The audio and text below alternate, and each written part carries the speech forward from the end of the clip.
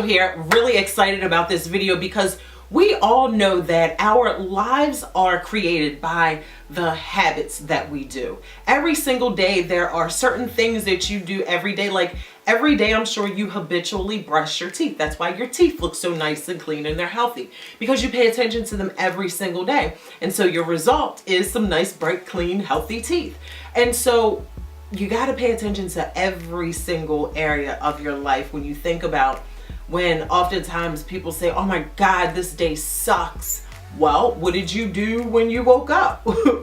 How did you start your day? If this day sucks at 5, what were you doing at 5 a.m., at 5 p.m.? Now you're saying that your day has sucked. Our lives don't just suck on their own unless, you guys, and please keep this in context. I know that there are so many natural disasters that happen every single day. So I'm not referring to anything. I'm not talking about anything that's out of our control. I'm talking about the things that we can do that are in our control, because we are in this world and there are decisions that we can make to make a better quality life. Now, when there's outside circumstances that come in, that's totally has nothing to do with this video.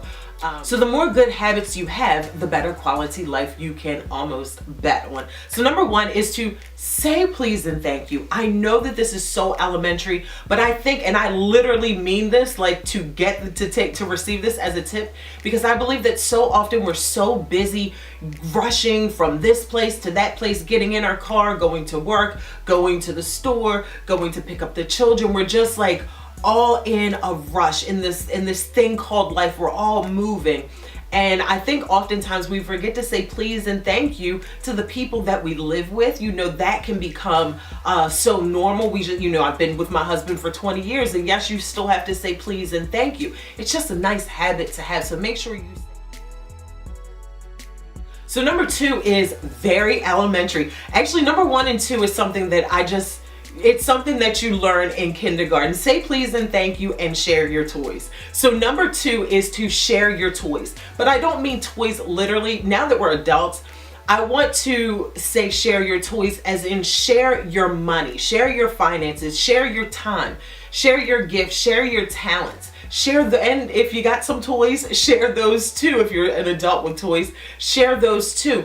But when we share things, we invite people into our space and we let them know that we're all a part of each other's world. It's like saying, I have a sandwich and you have a sandwich and you have a sandwich. Like, we all have something. So make sure that you are always sharing of your time, your gifts, your talents, and your skills, because at the end of the day, you guys, we are all one. Number 3 is to compliment people on purpose. There's so many times where I will say a compliment to somebody, and I know you guys do the same thing.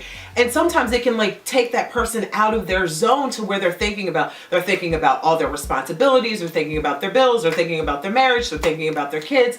And they're not even thinking about the fact that they spent 45 minutes in the mirror this morning perfecting their makeup and their hair. And so to receive a compliment in that moment is kind of sometimes takes people aback, and they're like, oh wow, thank you. So make sure that you consciously pay attention to other people and pay attention to your surroundings and give a compliment when you see that there is one that is needed. 4 is to sleep with your cell phone at least 4 feet away from you. This is so important, you guys. We're all tempted to wake up in the middle of the night and the first thing we do is reach for our phone. But if you sleep with it 4 feet away, I actually saw this on the Dr. Oz show about 2 years ago, or maybe longer than that. And ever since then, like, I've lived by that. I think it's so powerful to not have our lives are already in our phones, right? And so when we're sleeping, allow our body to sleep and get the proper rest without the busyness of scrolling and checking and doing all of those things. So sleep with your phone at least 4 feet away from you. Number 5 is to use your age to gauge your self-care every single day. What I mean by that, and I've said this in several of my other videos, if you are 25 years old, spend at least 25 minutes a day doing self-care, whether that's praying, meditating, working out, whatever it is that it includes taking care of yourself. Spend that amount of minutes every single day. It will change your life, you guys. It will change your life. It will stop you from being in that rat race that so many people are in. They say, well, I wish there were more hours in a day, or I just don't have time for myself. When you make this a priority, you won't have those same issues, because when you put yourself as a priority, it's essential as seeking God first. You know, the scripture tells us to seek God first. When you're spending that time with yourself, guess who else is with you? God. So you're spending time with yourself and God, and it just seemingly feels like there's more hours in a day when you take care of yourself. So if you are 30 years old, you, my friend, have 30 minutes of self-care to habitually get into to create a better life for yourself. Number 5 is to get in the habit of checking your credit. So often, you know, I know it's a funny thing. We like to live by these funny things, or my credit ain't good, and all of that stuff. Well, nobody that watches any of my videos or any body of my work, if you're attracted to my body of work, you are a stand-up type of person, take responsibility type of person. And so make it a habit of checking your credit score at least 2 to 3 times a year, so you make sure that you are keeping on track with your finances and you get in a relationship with your money, because so many of us don't have a relationship. Or no, I'm not even going to say that we don't have a relationship with money. We do. Some of our relationships with money is so tainted and so damaged that we don't even like to look at it or open the mail when it comes home. And so pay attention to your finances and get in the habit of checking your credit and building a nice strong relationship with your finances. Number 7, which I've said before, is to eat more foods that come off of that grow off of trees and grow out of the ground than you do anything else. All of us, we love our foods. We have our favorite foods. I love pizza. If I could eat pizza every single day of the week, pizza and Chinese food, like I would. I love pizza and Chinese food. However, it's not good for me if I eat that every single day. So everything in moderation, but make sure that you're eating more things that grow off of the trees and out of the ground, more so than you do anything else, to create healthy habits in your life. Number 8 is one of my favorites, and it is to prepare for where you are praying for. So often we have our vision boards and we have our goals and we have our things that we have written down that we want to manifest in our life. And oftentimes we only visit those things either in church or at workshops, and we don't revisit them. We don't actually live them out on a daily basis. We get so excited and inspired in church and we write all these things down, but then we go home to reality and we tend to put those things on the back burner. But you have to live those things out. Whatever you pray for, whatever it is, if you're praying for a husband, prepare for him. If you're praying for your business to grow, prepare for that. If you are preparing to release weight off of your body, step out on faith and get rid of some of your clothes that you fit now, and go out and buy some clothes in 3 sizes smaller, in the size that you want to go to take that action, that act of faith right now. And that is waiting on God properly. Oftentimes people say, well, I'm waiting on God. But more often than not, their waiting on God looks like this.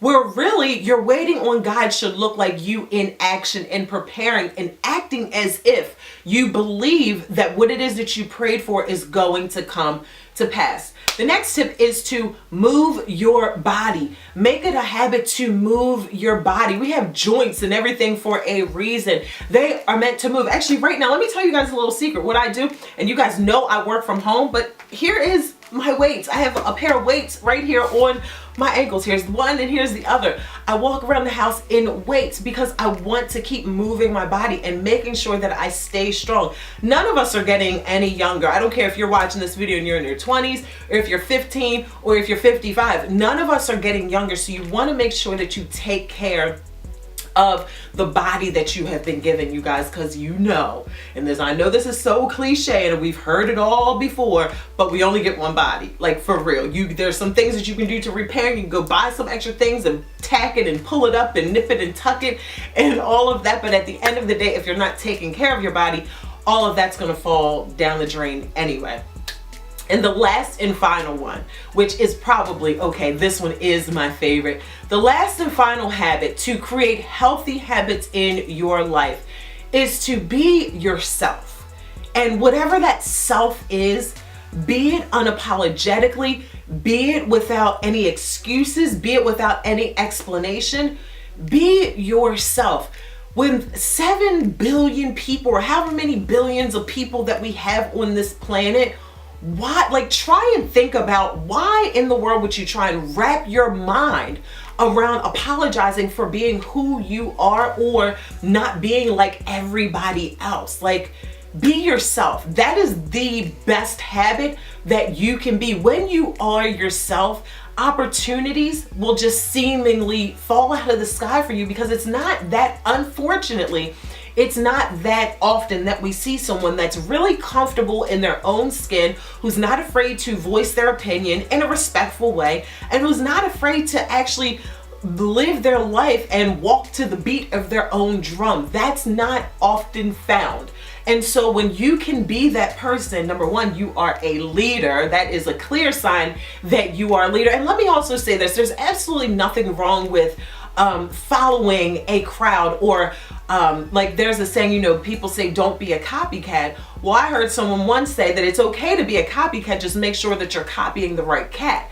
And I say that to say that we're all followers and to a certain degree, but make sure you're following the right people, and also do not be afraid to lead. I hope these habits have helped you. You guys comment in the comment section below. I want to know, what healthy habits do you guys use to keep you agile and to keep you motivated and to keep you focused in creating a healthy habit for your own life. I can't wait to hear from you guys. I love you guys so much, and I'll see you guys in the next video.